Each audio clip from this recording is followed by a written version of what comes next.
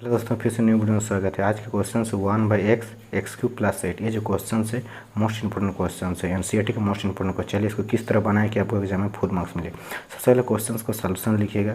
Solution लिखने के बाद क्वेश्चन को आई मान लीजिएगा। आई क्यों? इंटीग्रेशन आई इक्वल टू पूरा क्वेश्चन है आई इंटीग्रेशन 1/x x³ + 8 dx मान लीजिए। उसके बाद इस क्वेश्चन में ट्रिक लगाना पड़ता है। क्या ट्रिक लगाना पड़ता है? देखिए यहाँ पे x³ है, तो x³ का डिफ्रेंशिएशन अगर हम करें तो क्या होगा? 3x² आएगा।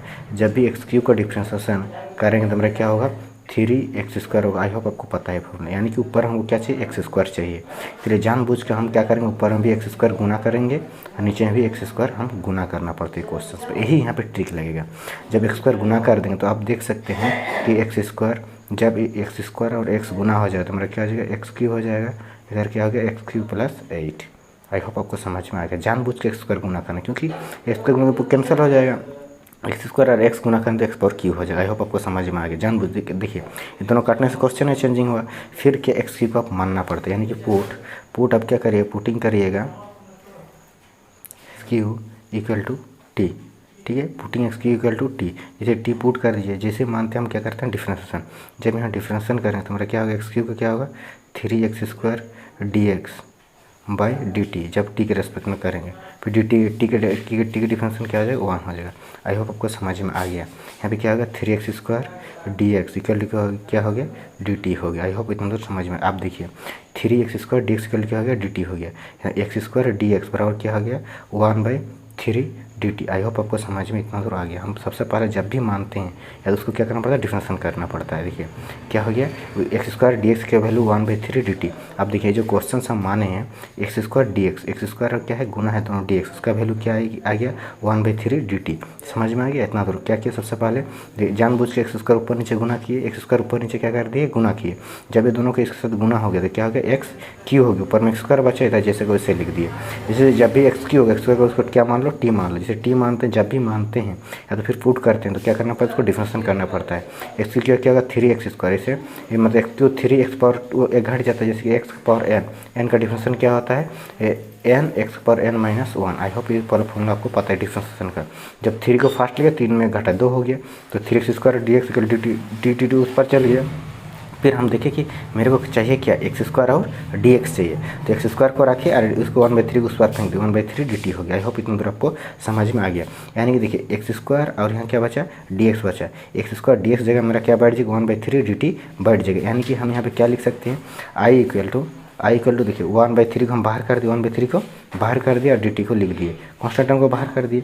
मेरा बचा क्या? देखिए यहाँ पे x² dx जगह क्या बैठा दिए? 1/3 dt बैठा दिए। ऊपर में क्या बचा? 1 बचा और नीचे में क्या? x³ जगह हम लोग क्या माने? t माने, यानी कि यहाँ t लिखेंगे तो t + 8। आई होप इतना दूर आपको समझ में आ गया। इतना दूर के बाद आपको क्या करना पड़ेगा? ये चीज़ को अलग से आपको इंटीग्रेशन करना पड़ेगा। ये चीज़ को पूरा से अलग से इंटीग्रेशन करना पड़ेगा। तो आपको क्या मान सकते हैं? I equal to 1/3 I1। एक बार हम मान लिए आई इक्वल टू 3 I1, इसको समीकरण 1 मान लीजिएगा। ठीक है, इसके बाद आपको क्या करना? I1 जो है, I1 मेरा का वैल्यू है 1/t + 8। इसको किस तरह मान लेट करना पड़ता है? लेट 1/t + 8 हो गया इक्वल टू a/t और b/t + 8। आई होप इतना दूर आपको समझ में आ गया। इसके बाद क्या करना? सरल करना पड़ेगा, मानना पड़ता है ये क्वेश्चन। आई होप ये चीज़ को दिमाग में लगाइएगा। ठीक है, 1/t प्लस क्या हो गया? 8 हो गया। ठीक है, उसके बाद यहाँ पे जो आया मेरा क्या हो गया? देखो सरल करेंगे तो मेरा कितना होगा? t होगा तो t + 8 होगा।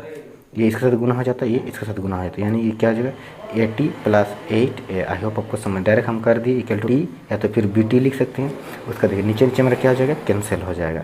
यानी 1 इक्वल टू मेरा क्या हो जाएगा? 1 इक्वल टू मेरा इधर 1 बचा, यानी 1 इक्वल टू मेरा क्या हो गया? ये दोनों के बीच में देखिए a2 कॉमन आएगा। ये दोनों के बीच में क्या कॉमन आएगा? t कॉमन आएगा। t जैसे कॉमन आ जाएगा a + b होगा। a + b equal to 8a। इतना दूर आई होप आपको समझ में। सबसे पहले क्या किया? देखिए इतना दूर के बाद ये वाला पूरा सेट को हम लोग I1 माने तो मेरा क्या आ गया? तो I1 मान लिया। I1 को हमको इंटीग्रेशन करने के लिए 1/, पूरा सेट को मानना पड़ता है। a/, इतना b/, इतना a/, इतना b/, इधर क्या हो गया? सरल हो गया, नीचे नीचे कैंसिल हो गया। जब मेरा बचा इतना तो इसके बाद क्या करना? कंपेयरिंग। क्या करना पड़ता है? Comparing the coefficient of. क्या किसी से कंपेयर करना है? देखो t है और t क्या है? कांस्टेंट टर्म है। t एंड क्या करना है? Constant term. कांस्टेंट टर्म, दोनों के बीच में क्या करना है, लिख दें comparing the coefficient of x T and constant term. जब यहाँ पे टी क्या इंटू में क्या ए प्लस बी, इधर कुछ नहीं है, यानी ए प्लस बी इक्वल क्या हो जाएगा, 0 हो जाएगा।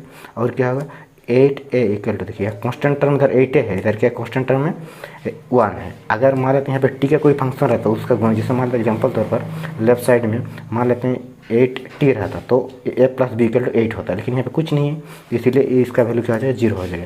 इससे हमको क्या पता चला, एक वैल्यू 1/8। जब एक वैल्यू 1/8 पता चला, यहाँ पर जब 1/8 हम पुट कर देंगे 1/8 इक्वल टू बी बराबर 0, तो बी के लिए क्या हो गया -1/8, यानी कि ए और बी के मेरा निकल गया वैल्यू।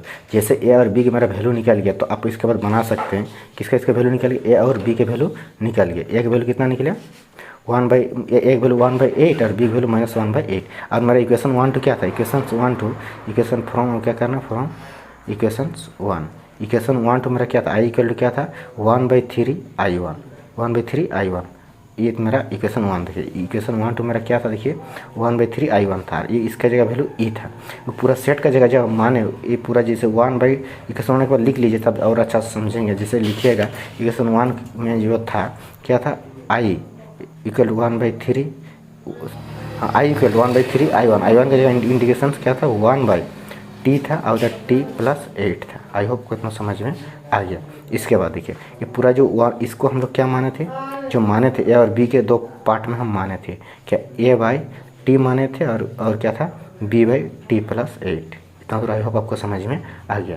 इसके बाद क्या करिएगा dt था, सॉरी यहाँ पे क्या था dt था। आई होप आपको इतना समझ में आ गया। एक वैल्यू क्या था, एक वैल्यू अगर हम इसको इंटीग्रेशन करें 1/3, ए क्या कांस्टेंट टर्म में बाहर आ जाएगा, a इंटू इंटीग्रेशन 1/t होगा dt, और इधर क्या है b बाहर आ जाएगा इंटीग्रेशन 1/t+8। आई होप इतना आपको समझ में आ गया।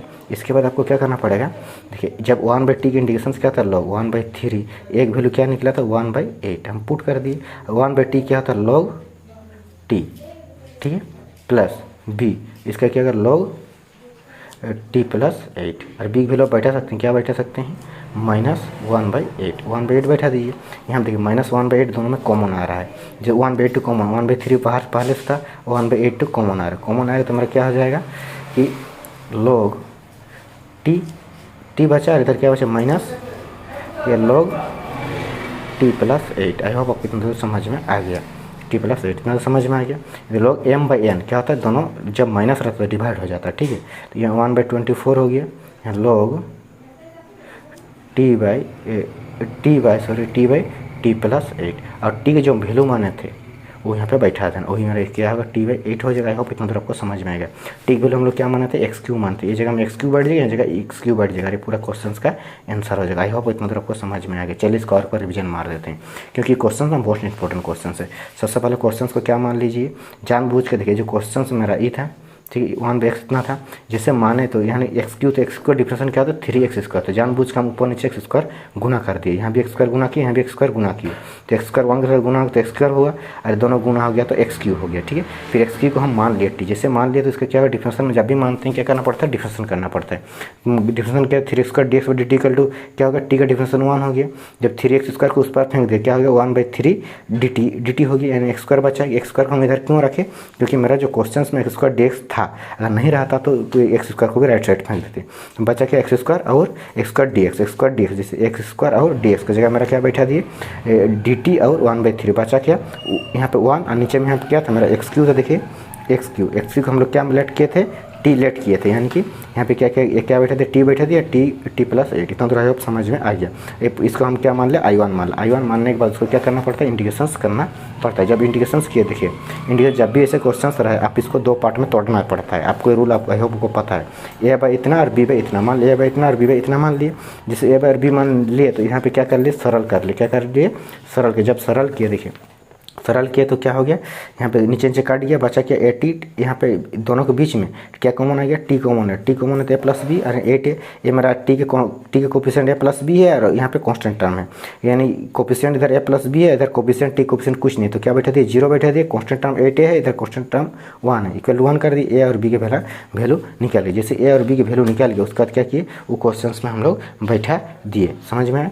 जैसे क्वेश्चन में बैठा दिए तो क्या बचा 1/3 इंटीग्रेशन इतना बच गया, फिर अलग अलग इंटीग्रेशन करके हम इतना तो निकाल के दिए। बस यहाँ टी के वैल्यू x क्यूब आप बैठा दिए। यही इस क्वेश्चन का आंसर आई होप पूरा पूरी आपको समझ में आ गया।